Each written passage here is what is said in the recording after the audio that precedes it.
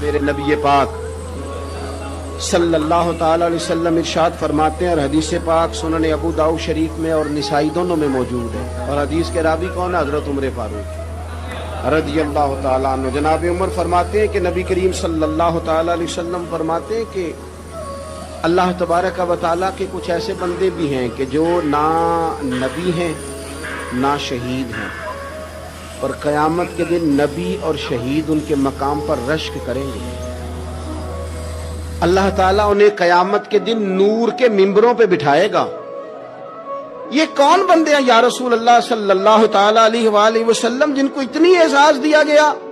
تو حضور فرمانے لگے یہ وہ بندے ہیں کہ کوئی دنیاوی لین دین نہیں، کوئی دنیاوی رشتہ داری نہیں، لیکن یہ ایک دوسرے سے پیار کرتے تھے، اللہ کی رضا کے لیے کرتے تھے۔ نبی اور شہید بھی ان کے مقام پہ رشک کریں گے۔